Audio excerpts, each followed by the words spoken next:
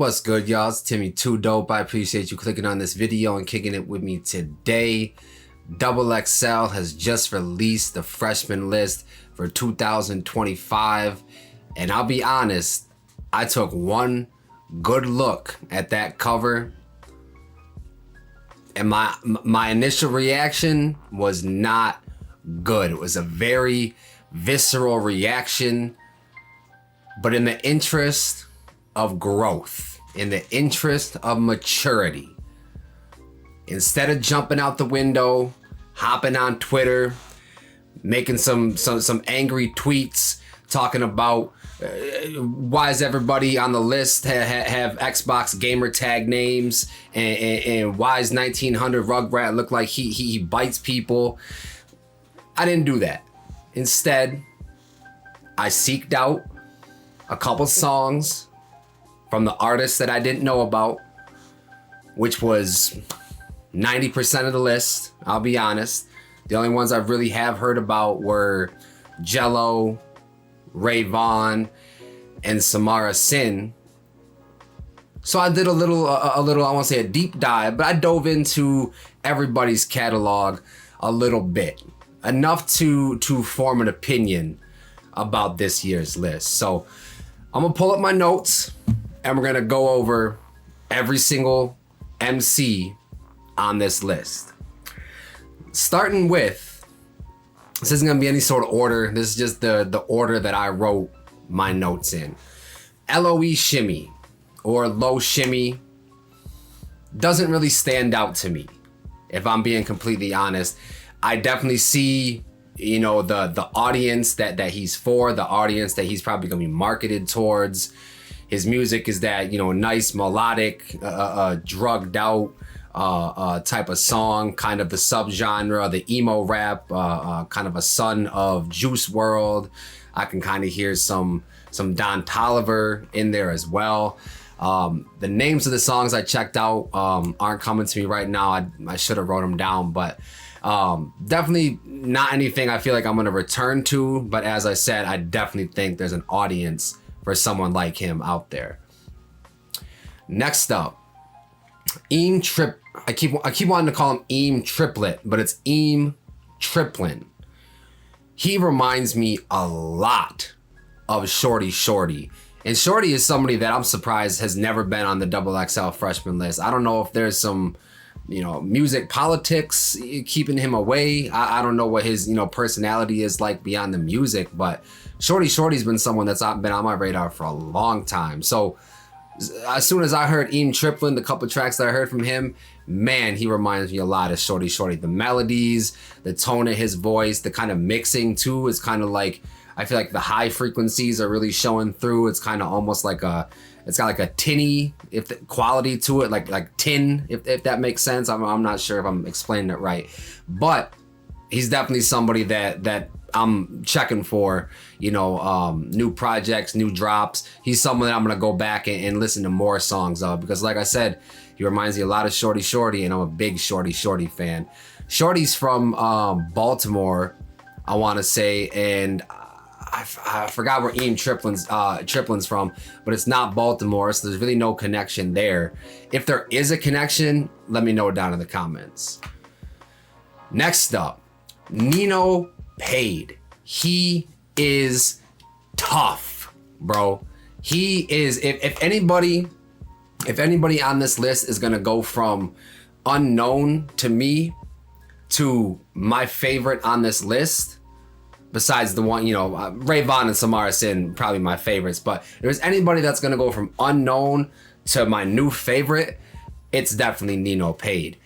Tree on the Hill was the first track that I checked out. Dope, very creative, very imaginative. I could see the pictures that he was painting with his words. Loved it. Then I listened to Joey's story. He got into his storytelling bag, kind of flexed that muscle. Great with the storytelling shit. It's a story about mental health, basically, and mental illness. Yeah, they definitely got this pick right. Next up, 1900 Rugrat. As I said in the intro, he looks like he bites people. and I listened to a few tracks of his. The On the Radar freestyle I have heard, previously. Can't remember the tracks that I checked out, but I just wasn't moved. I really wasn't impressed by his music. I understand he's, like Low Shimmy.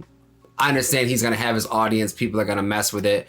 I guess you could call it kind of like the drill style. He sort of does from the tracks that I checked out. Just not the type of energy that I feel good supporting in the music. You know what I mean? There's a couple other artists like that on this list as well. Just a personal thing. You know what I mean? Next up, Ian.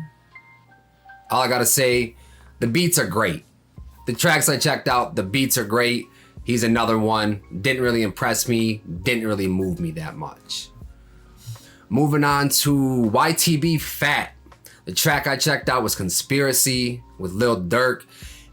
And my first initial thought was, I wonder what somebody like Rakim would think of this. I wonder what someone like Curtis Blow, one of like the pioneers of hip hop. I wonder what Big Daddy Kane. I wonder what he would think about a song like Conspiracy.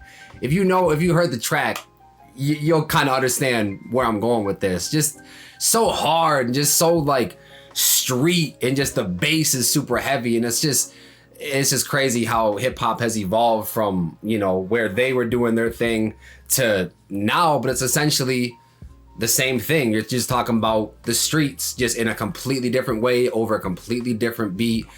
I've been watching the hip hop evolution documentary on Netflix, so that's probably why that thought came into my head. But what else I write down here? Yeah, this is it. It's super hard. Like the bass in this shit is some of the hardest bass that I've heard in any song in a minute. I think it was this track, if I remember correctly. But again, just not really the type of hip hop that I feel great supporting. I think there's one more artist on this list that I have that same thing to say about. An artist that I don't have that to say about, though, not really. Laser Dim 700, bro. He is funny. Probably the funniest dude on this list. Rayvon is pretty funny too, but just it's showing through in the music though. Laser Dim is funny as hell. First time I saw him or heard him was the Hard in the Paint track with Denzel Curry. Sounded great on that. Definitely stood out. His style definitely unique. I know a lot of people were, I saw, a lot of comments like, yo, that was definitely a verse. You know what I mean? Out of all the verses I've ever heard, that was one of them. I thought Laser Dim definitely stood out, showed his comedic chops. He showed some charisma. Kind of reminds me of some like Detroit Flint style rapping, which as far as like the comedy goes, and if you've been rocking with this channel for a minute, you'll know that I really don't like that style of rap. But when it's done right, when it's done with the right person, when that person has charisma like Laser Dim does, I think it's, it can be very, very impactful. He's not from Florida. He's not from Flint. I do believe he's from Florida, which makes it even more impressive, maybe, or maybe just more like head scratching that he chose to go with that style. But that's just a whole other conversation. There's really not, regional sounds anymore. You know what I mean? For the most part. Moving on to Baby Chief Do It. I'm not sure how young dude is, but he looks like he's 16 tops, like just straight baby face. Like his face looks smooth as shit. Looks like a straight up AI. Like bro is young as hell, but bro he's kind of hard. I'm not gonna lie. He produces as well. Track I heard, one of the tracks was Went West, where he's talking about Baby Chief went Kanye West as far as the production goes and nothing else. I hope his career trajectory doesn't go fully Kanye, but as far as the production goes, that's kind of where he was making the comparison there. His voice reminds me of Suave out of Atlanta, who is another person that I definitely think should have been on this list and was kind of surprised didn't pop up on this list. But Baby Chief Do It, definitely another one that I think they got right, and definitely someone I'm gonna be looking into more of his music in the future. EBK Jabo is unfortunately locked up right now. He got the like the final spot on the list. I believe he's facing 30 years right now. I think he might be in jail facing prison time, facing up to 30 years, unfortunately. Don't remember the tracks that I checked out. I did check out a couple of them. This is the track that I was talking about. Has the craziest, hardest bass that I've maybe ever heard. Is it Fully Buyer? The one I'm thinking of? I think Fully Buyer. Might have been the other one I was checking out. Regardless, if you like bass, you'll mess with EBK Jabo. Oh, we got here. Yeah, this is the last one. The last dude I was talking about.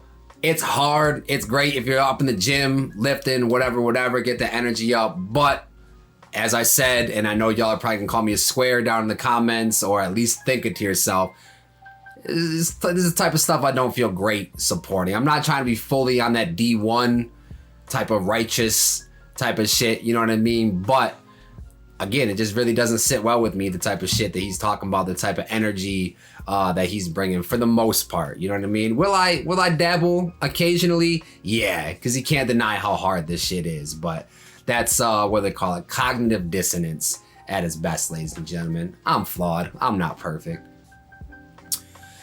Moving on to a couple of my favorites, starting with Samara Sin. Unique is the best way I can describe her. I love her delicate voice with the southern accent, the gold teeth, how she dresses, the swag. She's the whole package, and I mean that with no hyperbole. Her music is amazing. I checked out the I think it was called Headstrong EP, something like that. Has the brand new Teeth track with Smino. Smino held down a great verse, great storytelling verse on that brand new Teeth track. And yeah, just the whole package, super unique. Kind of reminds you of a female version of Isaiah Rashad, but definitely in her own lane.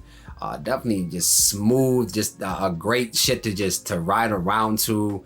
Samara Sin's definitely one of them ones. My favorite, Ray Vaughn. Good, Bad, Dollar Menu, maybe my favorite project of 2025. If you want to talk about just like an introduction to the game, introducing yourself to the world, being vulnerable, telling them your story, making a stamp in the game, saying that I'm here, this album, or you might be calling it a mixtape, the Dollar Menu album, project, mixtape, whatever you want to call it, amazing. Dollar Menu, the title track, is the perfect hip-hop track in my opinion. At the beginning it's on some ignorant at the beginning it's on some like introspective, grateful, I'm so grateful for the Dollar Menu, it saved my life so many times. The second half of it transitions into some ignorant, standing on couches because I'm trying to fuck that bitch, you're in the DMs of the girls that I feed the Dollar Menu to. It just gets completely ignorant. So like that duality is so encompassing of what hip hop is, and I think that song just encompasses that energy perfectly. And as I said, the vulnerability on that album shows through. I compared him to someone like Lil Wayne, who Wayne's been in the game 20 plus years. I don't know shit about Lil Wayne. I would struggle to name 10 personal things about Lil Wayne. Then on the other hand, you got someone like Ray Vaughn, who in one album showed me more vulnerability and more, gave me more personal stories than Lil Wayne ever has. You know what I mean? And just, that aside, just if you want storytelling, if you want metaphors, if you want battle raps, Ray Vaughn held his own against Joey Badass and won that battle. Depending on who you ask, it can be debatable. He won that. You could say Joey won, but he held his own against a name like Joey Badass, putting him on the radar of a lot more fans, earning the respect of a lot more fans, worldwide. And yeah, Ray Vaughn's gonna be one of them ones here to stay. If his initial album is anything to judge off of, his trajectory is going straight up. And the last one that we unfortunately got to talk about, and I ain't got much to say, Mr. Swerve in that corner, whoa himself. Jello, all I gotta say, fuck Jello. He cursed the Lions, bro. As a Detroit Lions fan, yeah, I'm a little salty about that. What was it, halftime? Maybe it was before the game kicked off. He performed that little bullshit song. Lions were destined for the Super Bowl, bro. You can't tell me otherwise. Lions were destined for that shit. And here comes Mr. Big Baller Brand himself. Mr. Swerve in that corner, whoa, himself. With that bullshit ass song, cursing the Lions. And then we lose to whoever we lose to. Aiden Hutchinson out. I know we got injured before that, but I'm still blaming it on Jello, damn it. I'm pissed. I'm upset. Music-wise too, it ain't it. It ain't even just my personal beef. His music ain't it either. I did kind of fuck with that Swerve in the Corner song when it first came out, but that's besides the point, bro. That just because it reminded me of some big timer shit. Nostalgia hit a little bit, but that's besides the point. It's up for Jello, bro. And anybody from Michigan, any Detroit Lions fan is gonna agree with me. I guarantee it. I'm sorry for yelling. As far as this list goes, though, I don't hate it as much as I thought I would. Like I said, I did the mature thing. I stepped back. I said, let me do my research. Let me do my due diligence real quick. Let me check out what these people have to offer. And I was impressed by quite a few of them. I can't front. I cannot front. Let me know who your favorite XXL freshman is down in the comments below. Let me know some songs from your favorite freshman that I should check out over here on this channel. And as always, if it's not too dope, then it's probably mids.